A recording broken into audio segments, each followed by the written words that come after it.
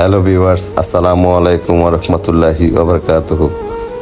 আমি যে ভিডিওটি বানাচ্ছি, ভিডিওটি আপনারা দেখতে পাচ্ছেন যে ছেলে তিনটা কত কষ্ট করতেছে। আসলে জীবনে মা বাবা না থাকলে মানুষের জীবনে যে কতটা দুর্যোগ অবস্থা সৃষ্টি হতে পারে বা কতটা ভয়ঙ্কর পরিস্থিতির সৃষ্টি হতে পারে, তারই একটা পরিণতি এখানে আমি আপনাদের তুলে ধরার চেষ্টা করেছি। আসলে পিতামাতা হচ্ছে বটগাছের মতো, যার মাথার উপরে পিতামাতা আছে, তার ছায়া আছে, তার জীবনটা খুবই আনন্দময়। দেখেন কতটা কষ্ট করতেছে তিনটা ছেলে।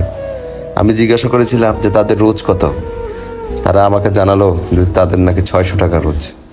তো আমি পাশে, আমার ছিল না ছাতাটা, আমি আরেকজন থেকে একটা ছাতা এনে, দেখেন বৃষ্টির মধ্যে, বৃষ্টি পড়তেছে, বৃষ্টির মধ্যে কিন্তু এই যে ছাতাটা আমি এনে একজনকে দিয়েছি, কারণ ওই দুইজনকে ছাতা দেওয়া সম্ভব না, কারণ এরা বালতি নিয়ে কাজ করতেছে আর উপরে যে ঢালতেছে তার ছাতা রাখা সম্ভব না। কিছুটা গাছের ছায়া আছে উপরে, তারপরেও কিন্তু কতটা শ্রম দিচ্ছে। আসলে আমরা মা বাবার মূল্য দিতে জানি না, যে মা বাবা জীবিত থাকা অবস্থা তাদের কতটা মূল্য বা তাদের শ্রদ্ধাবোধ কীভাবে আমাদের তাদেরকে দেওয়া উচিত। দেখেন কতটা শ্রম দিচ্ছে এই পরিস্থিতির মধ্যে।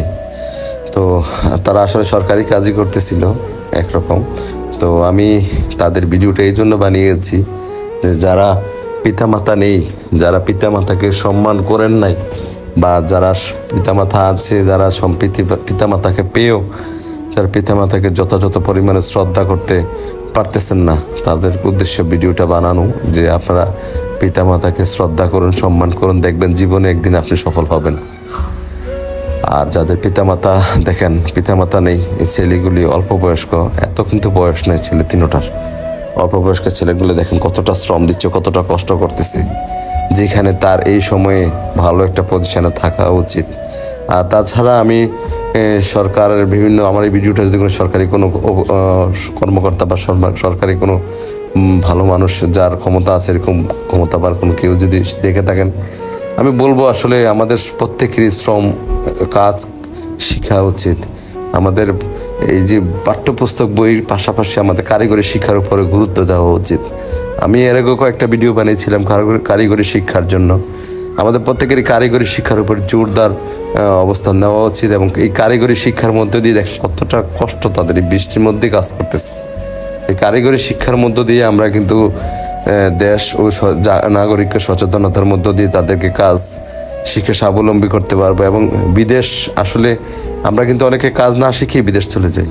তো আমাদের প্রত্যেকেরই কাজ শেখা উচিত, বিভিন্ন কাজে দক্ষতা অর্জন করা উচিত।